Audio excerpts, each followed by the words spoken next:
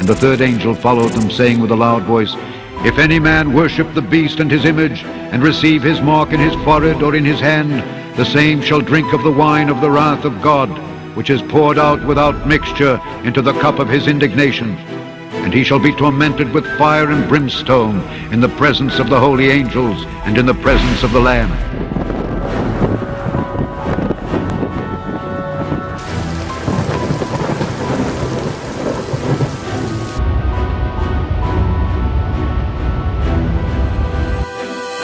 Está viviendo en Israel cambio climático.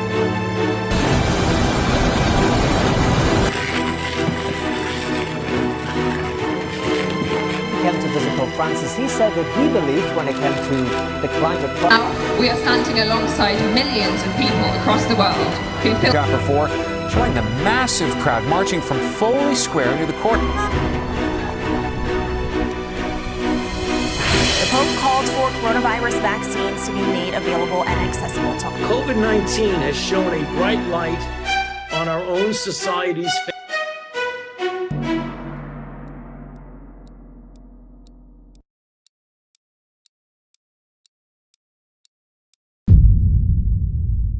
Let's go to the beginning.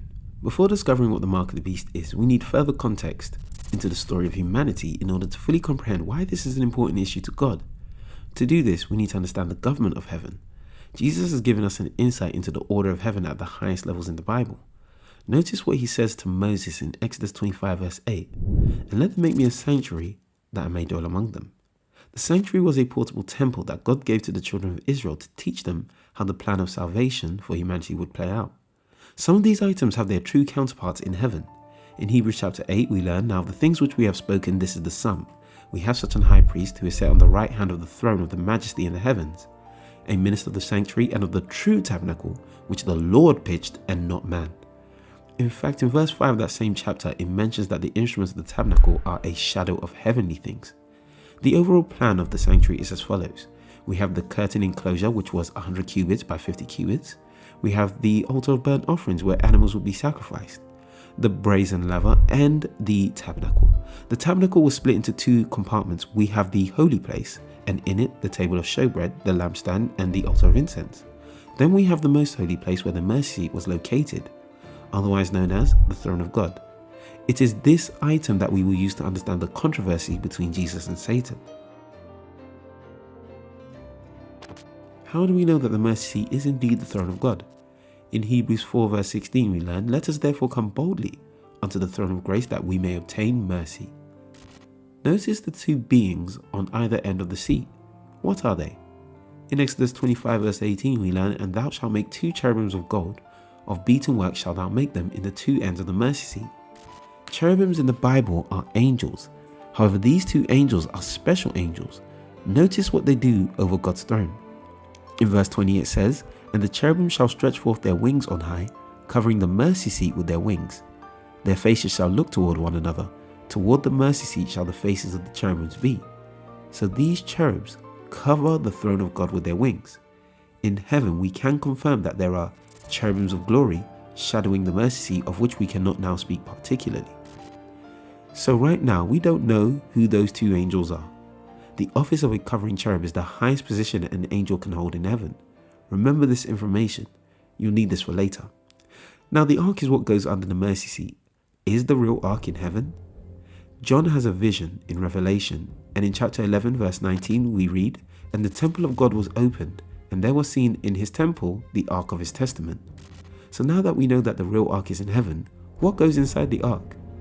Exodus 25 verse 21, "And thou shalt put the mercy seat above upon the ark, and in the ark thou shalt put the testimony that I shall give thee." What is this testimony?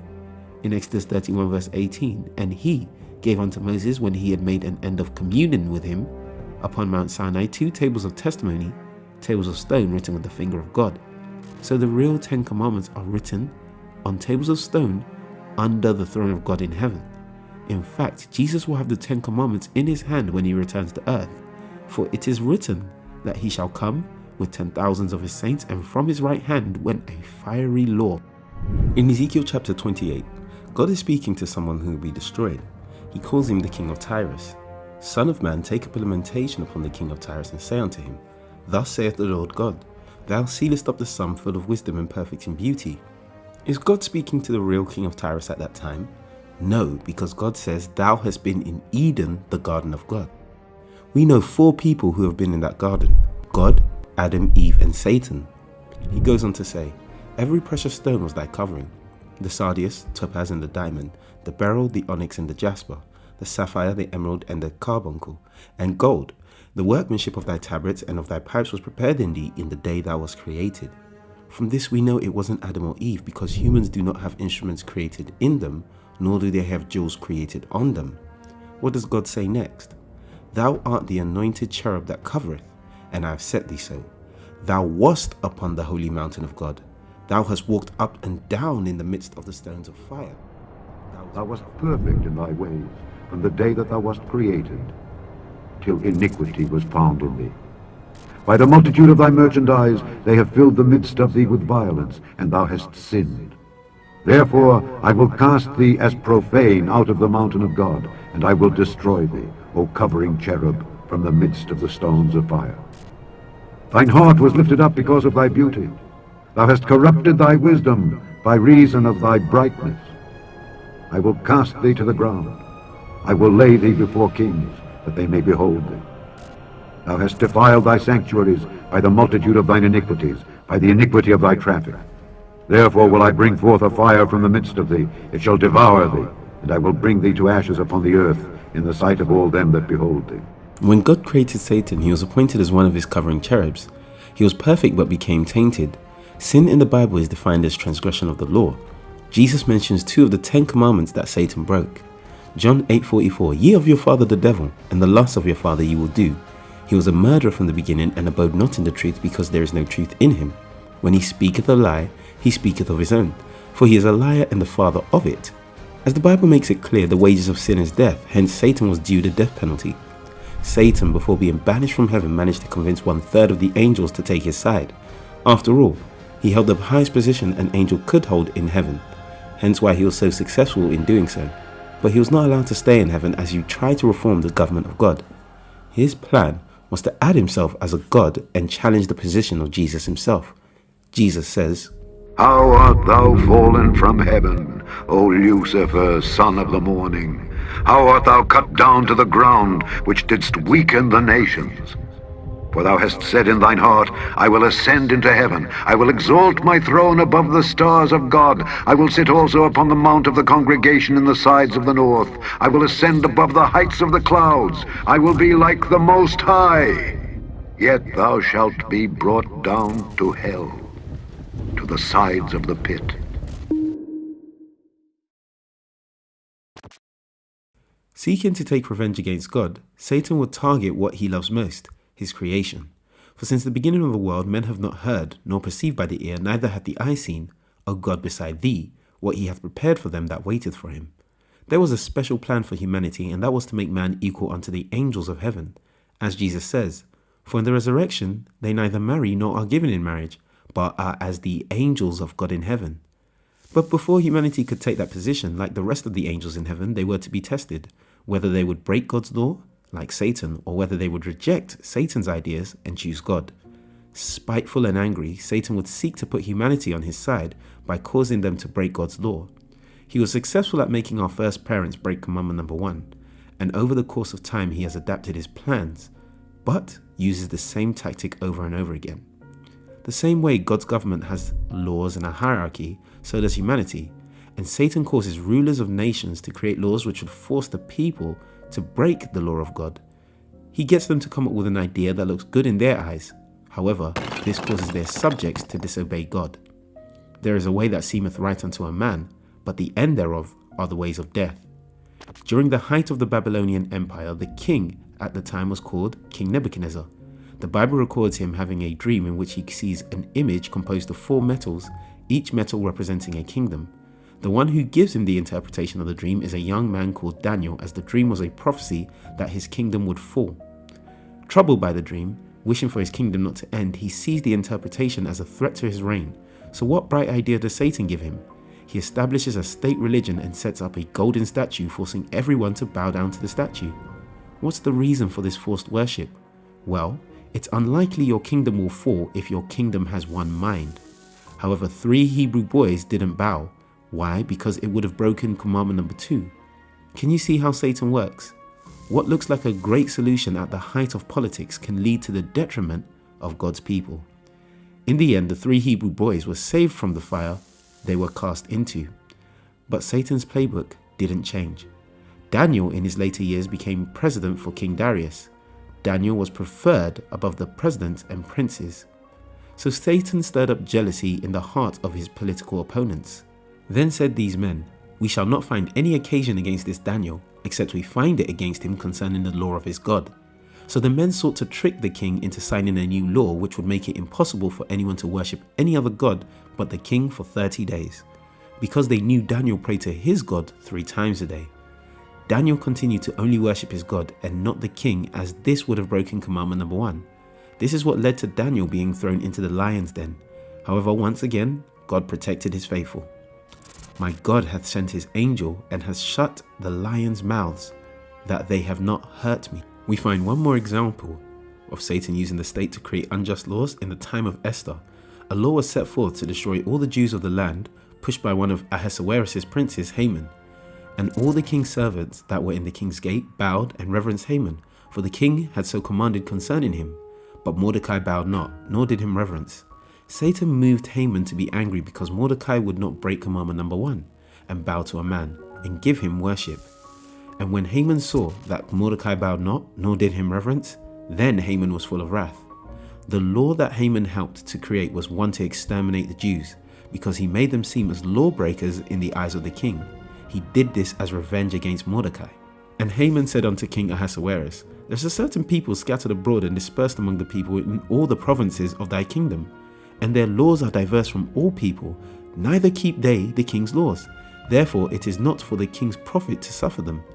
In the end, God protected his people once again, and Haman was hung on the gallows when his true motives came to light. In fact, this led to the Jewish holidays known as Purim. In summary, we see Satan's playbook that he uses time and time again. Create a problem which causes a reaction from a statesman or leader in politics, in which the solution he creates is actually against the law of God. However, in the ruler's short-sighted eyes, it looks like a good idea, and so shall it be for the mark of the beast.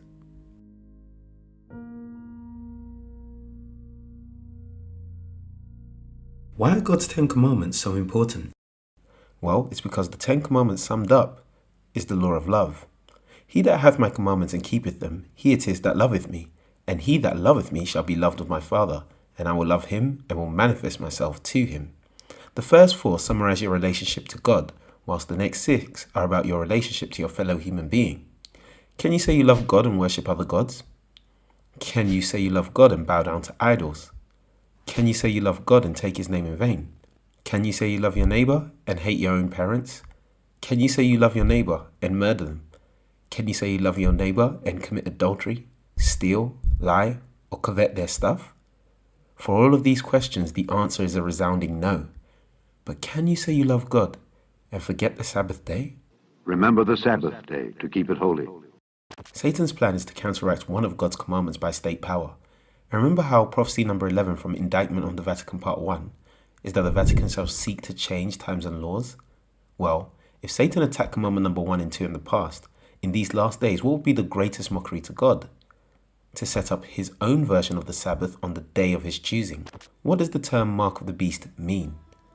Knowing this first, that no prophecy of the scripture is of any private interpretation, 2 Peter 1 verse 20. Hence, I can't say the mark is a chip. That's private interpretation. I can't say the mark is a vaccine. That's private interpretation. I can say the beast is the Vatican, as they are the only power which aligns with the prophecies in Revelation and Daniel after you define the symbols. So, what does it mean to be marked according to the Bible? Job 10:14. "If I sin, then thou markest me, and thou wilt not acquit me from mine iniquity." Psalm 133. "If thou, Lord, should mark iniquities, O Lord, who shall stand?" Jeremiah 2:22. "For though thou wash thee with nitre, and take thee much soap, yet thine iniquity is marked before me, saith the Lord God." Remember how Cain killed his brother Abel? That broke commandment number 6, "Thou shalt not murder." What did God do after that? And the Lord set a mark upon Cain, lest any finding him should kill him. Furthermore, we see that the Lord marks you for your good actions too. Psalm 37 verse 37. Mark the perfect man, and behold the upright, for the end of that man is peace. As we know the mark of the beast takes you to hellfire, you are therefore marked for sinning. The mark of the beast defined really means the sin of the Vatican. What's the definition of sin? Sin is the transgression of the law. The mark of the beast can be received in the hand or in the forehead, as we learn in Revelation chapter 14. How do you accept the sin of the Vatican in your hand or in your forehead? Your hand spiritually represents your might or ability. Deuteronomy 8:17, my power and the might of mine hand hath gotten me this wealth. Whilst your forehead represents your free will or your mind. Jeremiah chapter 3 verse 3, therefore the showers have been withholden, and there hath been no latter rain, and thou hadst a hoarse forehead. In fact, Deuteronomy chapter 6 adds the two definitions together. And these words, which I command thee this day, shall be in thine heart, and thou shalt bind them for a sign upon thine hand, and they shall be as frontlets between thine eyes. So Revelation 14 defined just means, and the third angel followed them, saying with a loud voice, if any man worship the beast, the Vatican, and his image, and receive his mark, his sin, in his forehead by free will, or in his hand by force, the same shall drink of the wine of the wrath of God. So, the conclusion is, if you accept the sin of the Vatican by free will or force, you are marked as Satan's. So what commandment of God is the Vatican attacking? What do they say is their mark? Sunday is our mark of authority. The church is above the Bible, and this transference of Sabbath observance is proof of that fact. Of course, the Catholic Church claims that the change Saturday Sabbath to Sunday was her act, and the act is a mark of her ecclesiastical authority in religious things. Sunday is founded not of scripture but on tradition, as there is no scripture for the transfer of the day of rest from the last to the first day of the week. Protestants ought to keep their Sabbath on Saturday and thus leave Catholics in full possession of Sunday. Pope John Paul II stated that Christians will naturally strive to ensure that civil legislation respects their duty to keep Sunday holy. In the Catechism of the Catholic Church we read, in respecting religious liberty and the common good of all, Christians should seek to have the recognition of Sundays and the Church's holy days as legal holidays. Has there been a political push for Sunday as a day of rest? Remember the Sabbath day to keep it holy. 6 days shalt thou labor and do all thy work, but the seventh day is the Sabbath of the Lord thy God. In it thou shalt not do any work, thou, nor thy son, nor thy daughter, thy manservant, nor thy maidservant, nor thy cattle, nor thy stranger that is within thy gates. For in 6 days the Lord made heaven and earth, the sea, and all that in them is, and rested the seventh day. Wherefore the Lord blessed the Sabbath day and hallowed it.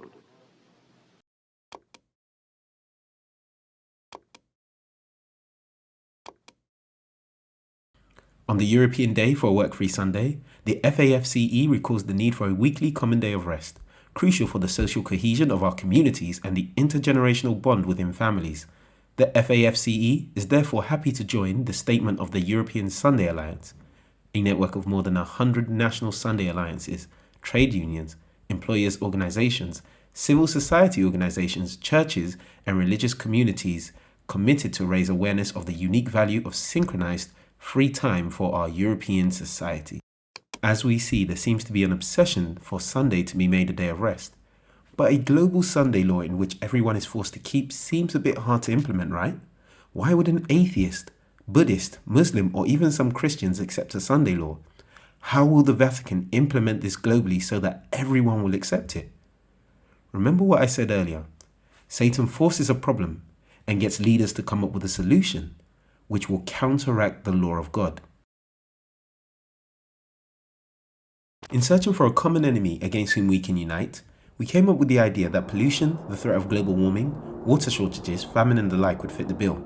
All these dangers are caused by human intervention in natural processes, and it is only through changed attitudes and behavior that they can be overcome. The real enemy then is humanity itself. What's the theory of climate change? As the heat emitted from the sun hits the earth, some of that heat is re-radiated from the earth's surface into the atmosphere. The CO2 in the atmosphere absorbs the heat and radiates it back to the surface, while some heat escapes.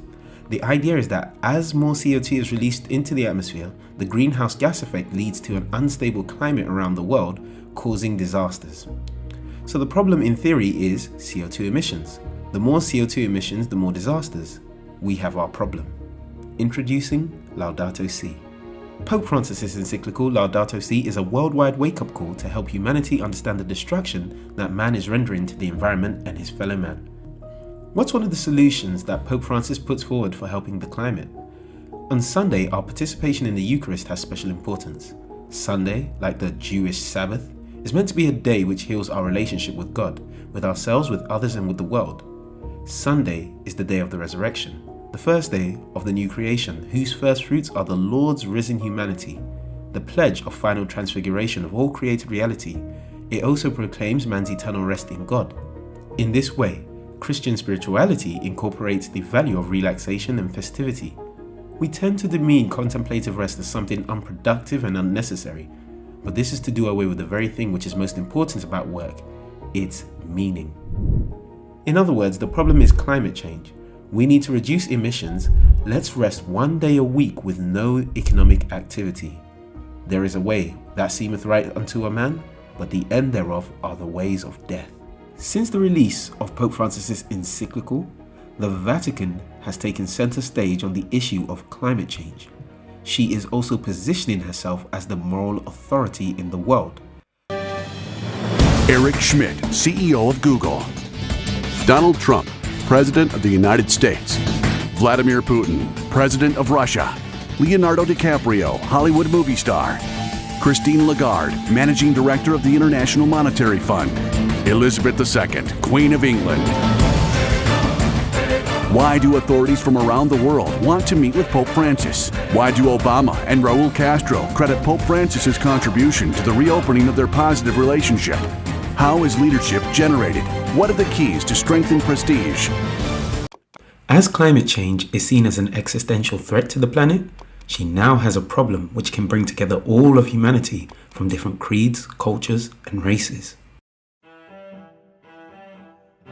Pope Francis has released his encyclical calling all people to be good stewards of the earth as a call to action in the lead up to the UN Climate Summit in Paris in December.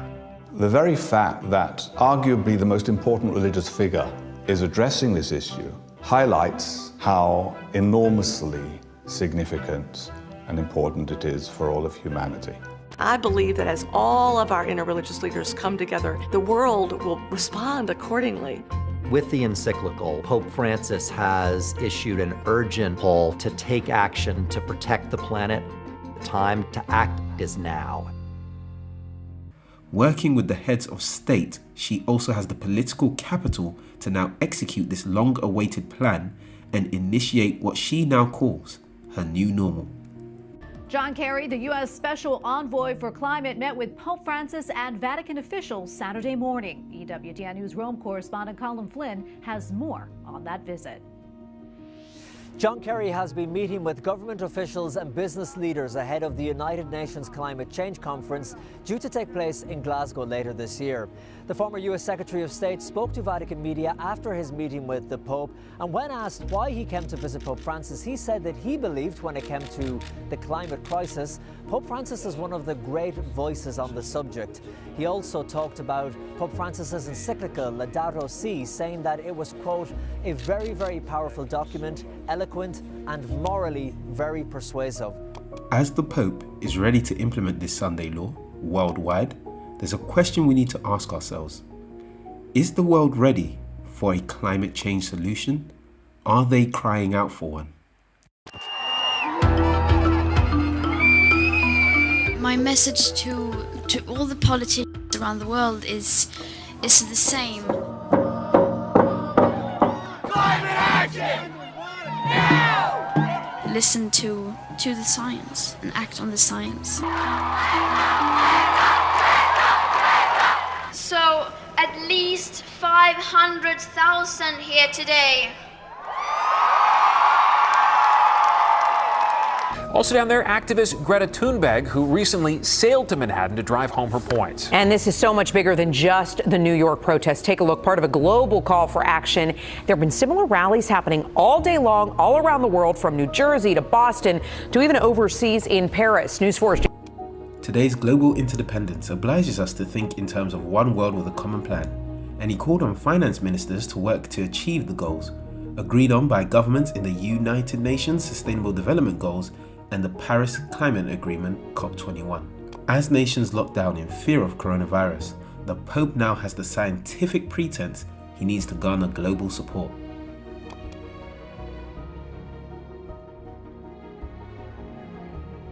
The lowest point that Pope Francis hit was in the actual Laudato Si. They actually said, we must pray for the successful outcome of a UN climate treaty. I mean, he turned into a United Nations lobbyist asking faithful Catholic to pray for the successful outcome. Well, I didn't follow the Pope on that. And again, the Pope has an unholy alliance. It had a big impact. It made the environmental left giddy because they descended upon the Vatican multiple times. We had people like Naomi Klein, author of Capitalism versus the Climate. Capitalism is incompatible with a livable climate. Guess what? She's now going to papal conferences and presenting to the Vatican and the Pope and the Pontifical Academy of Sciences. At least one societal change resulting from the quarantine could do wonders to reinvigorate our national sense of family, faith and community. Let's give serious thought to reinstating at least some of the time-honoured Sunday closure laws. Sort of a 1 day per week modified stay-at-home request. Such action would rededicate our society to a regular day of rest, family meals, civic associations, and religious observance.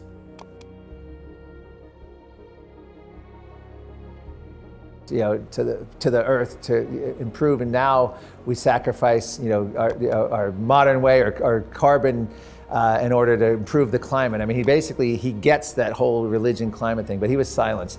But I think Pope Francis has had a huge impact because it's another tool with which media, academia, and activists can beat anyone over the head. Even the Catholic Pope, is saying this. It's so overwhelming.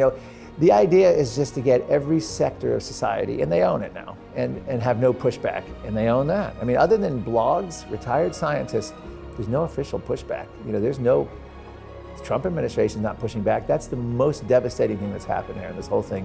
No one is pushing back on the science. And it tells people across the world in America that maybe there's something to this science. Maybe they're all right. Maybe the UN and Al Gore are right.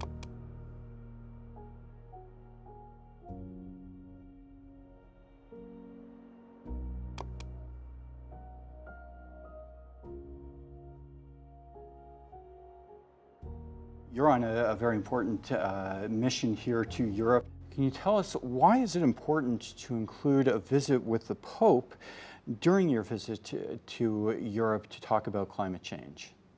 Well, the Pope is one of the great voices of reason and compelling moral authority on the subject of the climate crisis. He's been ahead of the curve. He's been a leader.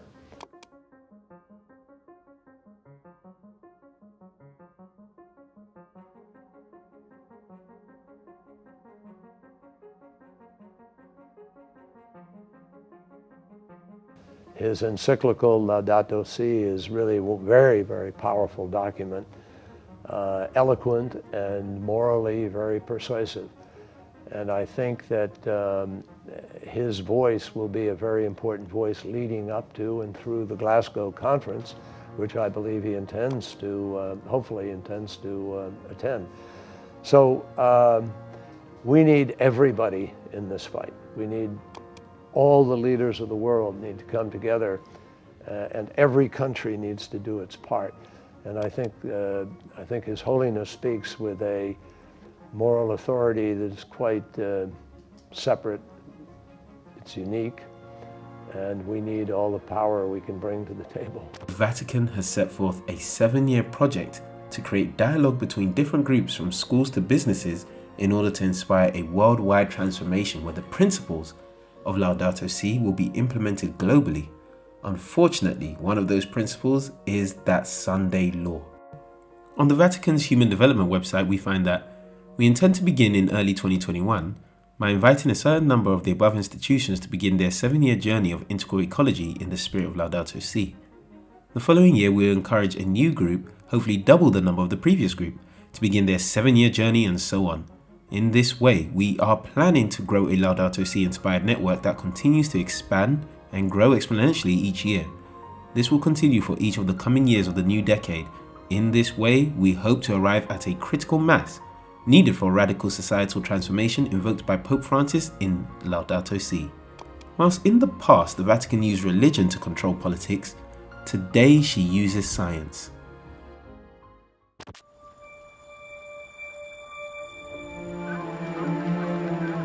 The pandemic has led to a global shutdown. Air travel has dramatically reduced. Factories have closed. And roads and motorways are empty. In one of the most profound changes to human society in living memory.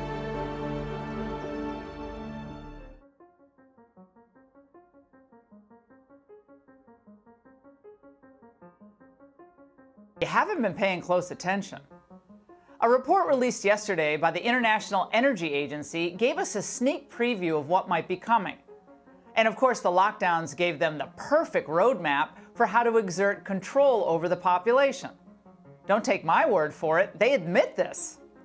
The COVID crisis demonstrated that people can make behavioral changes at significant speed and scale if they understand the changes to be justified. Now, will we be ordered to stay at home because of the climate? Well, perhaps not. The left is rarely that straightforward. In his address entitled World Day of Prayer for the Care of Creation, Pope Francis says, "In his wisdom, God set aside the Sabbath so that the land and its inhabitants could rest and be renewed. These days, however, our way of life is pushing the planet beyond its limits.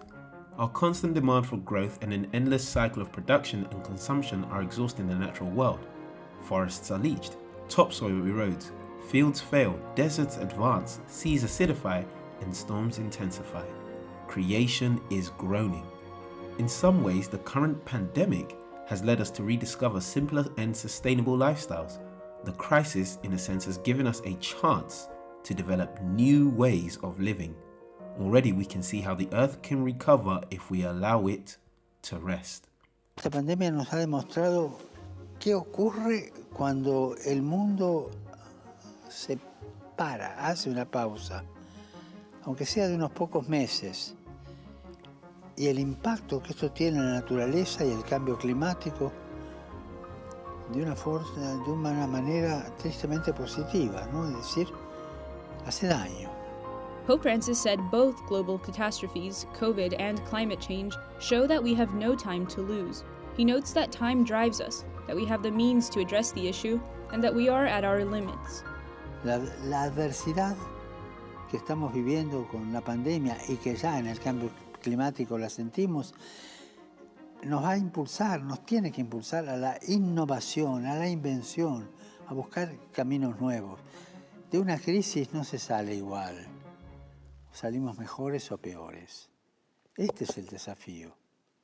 When the Pope enforces this Sunday law by force, anyone found keeping it and ignoring the Sabbath day will go to the lake of fire. Humanity could not straight away go into a society where they ostracize their fellow man from buying and selling, and Satan knows this. They needed to be conditioned to accept this new normal. The Bible prophesies the Vatican's involvement in medicine. Revelation 18:23, "For by thy sorceries were all nations deceived." The word sorcery comes from the Greek word pharmakia. It means the use or administering of drugs. It's where we get the word pharmacy. In other words, the Vatican would deceive all nations using medicine as a pretense. The Vatican's Pontifical Council for Culture, STEM for Life, a Cura Foundation, and the Vatican Science and Faith Foundation host international conferences to bring together the world's thought leaders across all disciplines to engage in powerful conversations about health, humanity, and the future of medicine. The Vatican has opened an international conference to discuss the role of the mind, body, and soul in the future of healthcare. The 3-day virtual event explores methods of prevention and preparedness against health crises. It features conversations from leaders in the humanities and scientific communities, such as Dr. Anthony Fauci, the chief medical advisor to U.S. President Joe Biden. Participants will discuss the ethics and implementation of cutting-edge advances in medical technology. Albert Bourla is the CEO of Pfizer, the first company to produce an effective vaccine against COVID-19. He says the rapid development of mRNA technology will lead to further breakthroughs in the medical field. He will close the conference with a message for all of the participants. Sarebbe triste se nel vaccino per il Covid-19 si desse la priorità ai più ricchi. Sarebbe triste se questo vaccino diventasse proprietà di tale o quale nazione, non sia universale e per tutti. Other speakers include Chelsea Clinton, Cindy Crawford, and the lead guitarist of Aerosmith, Joe Perry. The first International Vatican Conference was held in 2011 under Benedict XVI.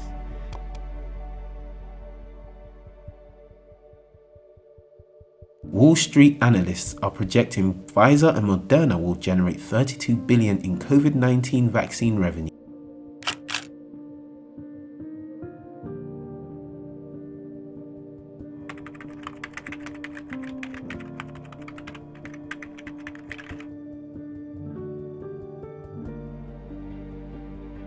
Through her connections, she has and will continue to have a large influence on the pharmaceutical industry, where the industry stands to make billions through her power.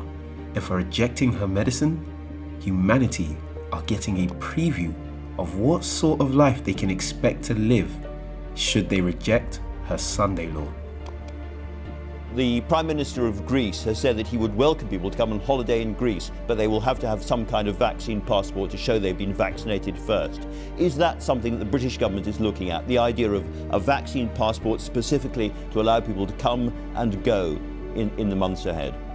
No, we're not. And there are several reasons why we're not doing that. One, vaccines are not mandated in this country, as Boris Johnson's quite rightly reminded Parliament. That's not how we do things in the UK. We do them by consent. At the end of September, everyone aged 18 and over will have the chance to receive full vaccination and the additional 2 weeks for that protection to really take hold. So at that point, we plan to make full vaccination a condition of entry to nightclubs and other venues where large crowds gather. Part of it is not just that they see you on television and trust you.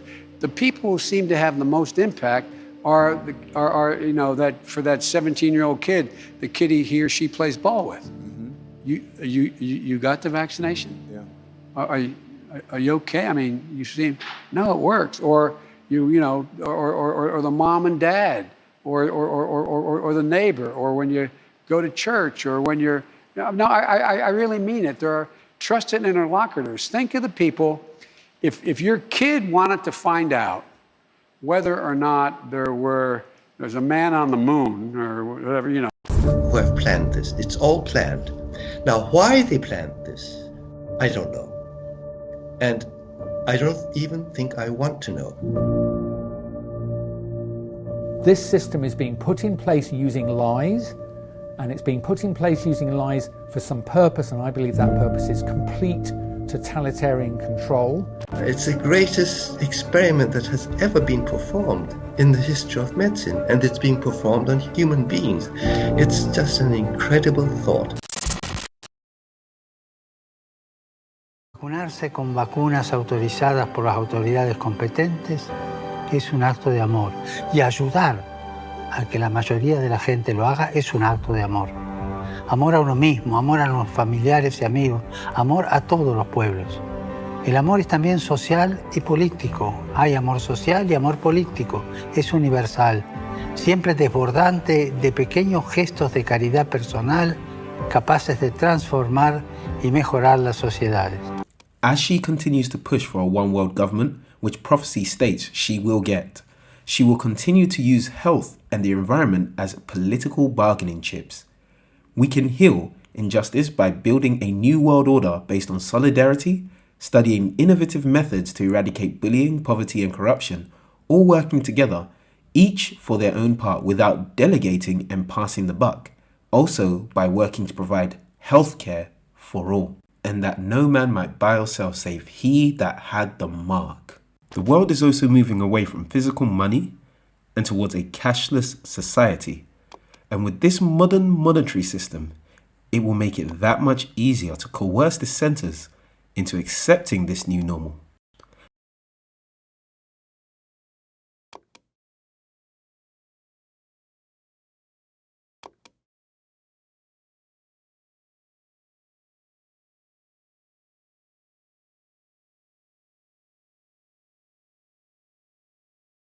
Prophecy does say in Revelation 18 verse 3, the merchants of the earth are waxed rich through the abundance of her delicacies, for thy merchants were the great men of the earth. So we know that the richest and greatest men of the earth will be in bed with the Vatican.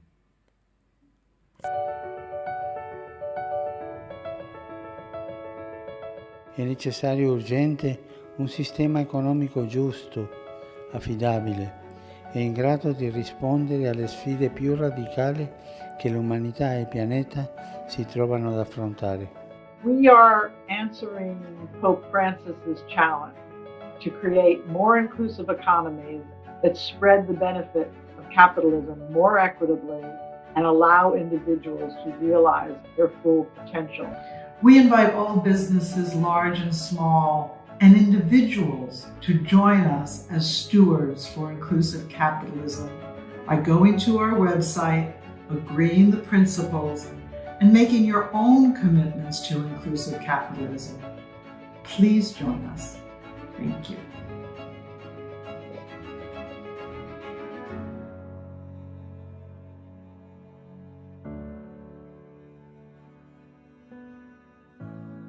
Through her ties to the CEOs of the world, she has the backing needed to force those not willing to comply with her new normal to be shut out from commerce. Now the question is, am I really going to hell for not working on Sunday? It's a bit more complicated. The issue is the seal of God versus the mark of the beast. In other words, Satan wants humanity breaking the Sabbath and at the same time keeping his Sunday Sabbath. If someone keeps the commandments of God, including the Sabbath, they attain the seal of God, and God marks them as his own. In order to attain that seal, that person cannot be breaking any of the commandments. How do we know you're sealed when you keep the law? Isaiah 8:16, bind up the testimony and seal the law among my disciples. As it says in 2 Timothy, those who are sealed depart from sin, as to sin means to break the law. 2 Timothy 2:19, nevertheless, the foundation of God standeth sure. Having this seal, the Lord knoweth them that are his, and let everyone that nameth the name of Christ depart from iniquity. An official seal requires three things: the name, title, and territory of the official. Without those three things, the seal is incomplete. When a law passes the House of Commons in the UK, it then passes the House of Lords and achieves royal assent, where it gets the seal of the Queen of England. Her seal would read, Elizabeth II, by the grace of God, and of the Britons and her other realms, Queen, head of the Commonwealth of Nations, defender of the faith. In the 10 Commandments, God places his seal on the Sabbath. In that commandment, we find the three characteristics of an official seal. His name, the Lord. I am the Lord, that is my name, Isaiah 42 verse 8. His title, Creator, because it says he made heaven and earth. And his territory, heaven and earth. Hence Jesus' seal reads, the Lord, creator of heaven and earth. And in Revelation chapter 14 verse 12, we learn of the group that doesn't accept the mark of the beast. Here is the patience of the saints. Here are they that keep the commandments of God and the faith of Jesus. Satan doesn't mind if you have the faith of Jesus and disobey his commandments. He doesn't mind if you try to keep the commandments but don't believe in Jesus. He just doesn't want you doing them together. The mark of the beast isn't a new deception that Satan is introducing to humanity. It's the locking down of a deception that's taken him hundreds of years to plan out. So the Vatican will not only demand Sunday be kept holy, but they'll demand that the Sabbath be desecrated and Sabbath keepers be labeled as heretics. Thus, people will be coerced into giving up the Sabbath, leading the whole world into the conditions set out in the Council of Laodicea. Christians shall not Judaize and be idle on Saturday, but shall work on that day. But the Lord's day they shall especially honor, which they call Sunday. And, as being Christians, shall, if possible, do no work on that day, If, however, they are found Judaizing, they shall be shut out from Christ. So, how will the Vatican be able to get the whole world to hate Sabbath keepers? Well, 1, they aren't going to call them Sabbath keepers, and 2, they get a little help. In part 1, we learned that after the deadly wound was to be healed, all the world was to wander after the beast. However, before the Vatican can implement their spurious Sabbath, Revelation says something very important must happen first. And they worshipped the dragon, which gave power unto the beast, and they worshipped the beast, saying, Who is like unto the beast, and who is able to make war with him? Who is the dragon in prophecy? And the great dragon was cast out, that old serpent called the devil and Satan. So this prophecy is telling us that the whole world will obey Satan? Will the world turn into open Satanists? Not quite. But first, can we confirm with another verse that this must take place before Jesus returns?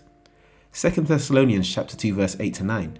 And then shall that wicked be revealed, whom the Lord shall consume with the spirit of his mouth, and shall destroy with the brightness of his coming, even him whose coming is after the working of Satan with all power, signs, and lying wonders. We learn from 2 Thessalonians that Satan must come working miracles before the second coming of Christ. He will then give strength to the Vatican according to Revelation 13 verse 4. However, he won't appear as Satan. He will appear all over the earth pretending to be Jesus. Notice the phrase, lying wonders. Did Jesus warn us of this event? Jesus speaking, Behold, I have told you before. Wherefore, if they shall say unto you, Behold, he is in the desert, go not forth. Behold, he is in the secret chambers, believe it not. For as the lightning cometh out of the east, and shineth unto the west, so shall also the coming of the Son of Man be. Satan is planning to appear as Jesus, working miracles to garner the support of the world. He will himself impersonate Jesus. Then, as Revelation 13 verse 4 says, he will give authority to the Vatican so that they can enforce the Sunday Sabbath. However, the problem is Satan will blame those keeping the true Sabbath as the cause for the calamities, the storms, the floods, the fires, the earthquakes, as it will be obvious that no amount of human intervention can stop the increasing calamities as the world is building up to the 7 last plagues.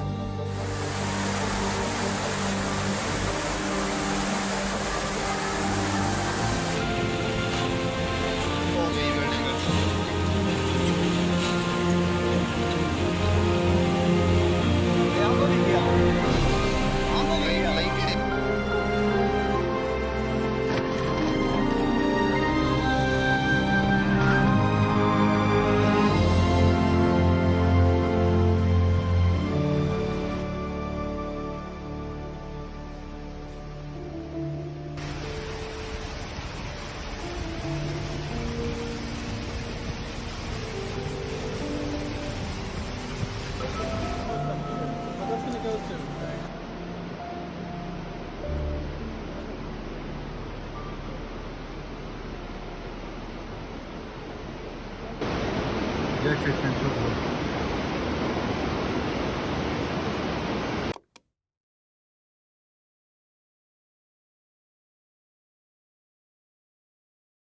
While the world will be following who they think is Jesus, they will actually be following Satan, who will point to the Vatican as his true church on the earth. Unfortunately, although Jesus warned us that the calamities would increase as a sign of his return, the problem is, as the world listens to this false Messiah, they are deeper in disobedience, which removes them from the protection of God, allowing Satan to cause his own calamities. Does the Bible show us that Satan can also cause calamities? In the book of Job, Satan is permitted to try him. Everything is in Satan's control but his life, because God knew Job wouldn't falter through this trial. Notice the 3 things Satan caused. The servant said to Job, "The fire of God is fallen from heaven and hath burned up the sheep. Behold, there came a great wind from the wilderness and smote the 4 corners of the house, and it fell upon the young men, and they are dead." Job 2:7, so Satan went forth from the presence of the Lord and smote Job with sore boils from the sole of his foot unto his crown. Satan caused fire, whirlwinds, and disease. As a former angel, he understands how to manipulate these elements. Hence, he can cause calamities on one hand and look like a savior on the other. The narrator asks the viewer, "Had I told you to wear a mask in 2015 before entering a shop, would I not have seemed a bit weird?" That's because if there's no problem, there requires no solution. However, now that it's 2021, you see why people are wearing masks. Hence, when the calamities get bad and no solution from humanity works, when a being shows up claiming to have the answers, humans fearful for their lives will listen to their every word. Now, if a virus, which people could not see but only feel its effects, can cause people to look at those who don't comply with the law as having blood on their hands, what do you think will happen if a majestic being shows up healing people and performing miracles? The world will be deceived. If that being then blames a certain group of people for all the problems, the world will comply, not because it makes sense anymore, but because the people fear what's happening around them. Miracles, signs, and lying wonders are more convincing than a virus. In the end, Jesus, foreseeing all of these events, gives a final warning to the world before he returns, to leave the Catholic Church and any church associated with her engaging in her traditions or ignoring his Sabbath. The call is this: repent and keep his Sabbath holy. Revelation 18 verse 4, and I heard another voice from heaven saying, Come out of her, my people, that ye be not partakers of her sins, and that ye receive not of her plagues. Due to the sins of the Catholic Church throughout history, God is repaying them for all the wickedness they have caused on the earth, in what's known as the 7 last plagues. For her sins have reached unto heaven, and God hath remembered her iniquities. Reward her even as she rewarded you, and double unto her according to her works. In the cup which she hath filled, fill to her double. What are these plagues? The first plague is boils, for the diseases they have caused on the earth. The second plague is a bloody sea, even the blood of a dead man. The third plague is bloody rivers. The second and third plagues are for the bloodshed she has caused. The fourth plague is the heat of the sun being increased tremendously, for she has caused all the earth to engage in sun worship. The fifth plague is darkness across the whole earth, because she has taken away the light of the world and rejected the truth. The sixth plague is those who have accepted the mark of the beast are fully given into the hands of Satan to attack the remnant of Christians on the earth. And the seventh plague is 100-pound hailstones falling on those who've accepted the mark of the beast.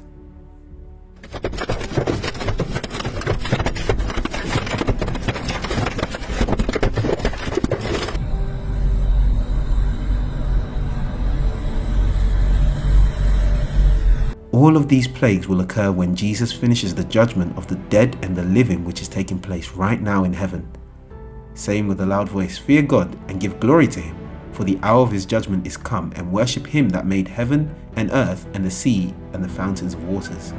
When the first plague begins, the seventh one will be done within a year's time.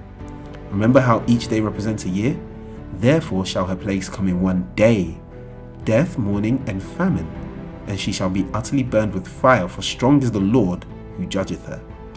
To be joined to a church caught teaching the doctrines of the Vatican, God counts that church as a child of Rome, engaging in spiritual fornication. Whether it's Easter, Christmas, Valentine's, or any other pagan tradition, Rome has integrated into Christianity. The leaders of such churches at the second coming will say, Lord, Lord, have we not prophesied in thy name? And in thy name have cast out devils, and in thy name done many wonderful works? Then I will profess unto them, I never knew you. Depart from me, ye that work iniquity. These leaders are confused because they thought that they were following Jesus, whilst all along they were following the traditions and doctrines of Rome, because it was prophesied that at this time the whole world would be trapped in deception. I just felt very honored and very humbled. Seeing the Pope give the Mass to 100,000 people that day, you just see, he has such a heart to help people. I love the fact that he's made the church more inclusive, not trying to make it smaller, but to try to make it larger, to take everybody in. So, nevertheless, when the Son of Man cometh, shall he find faith on the earth? Revelation 12 verse 9, and the great dragon was cast out, that old serpent called the devil and Satan, which deceiveth the whole world. Why does Jesus say, I never knew you, to these pastors and prophets? It's very simple. He that saith, I know him, and keepeth not his commandments, is a liar, and the truth is not in him.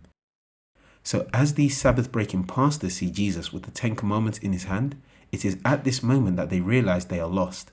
In other words, if this sounds like your pastor, teacher, leave and repent before it's too late. In closing, did you notice Revelation 14 verse 9 says to not obey the beast and his image? In the third and final part of this series, we will learn that there is another power which will help the Vatican. For out of this nation, the same false system of religion mimics her, and we will find out which nation on the planet is her younger sister.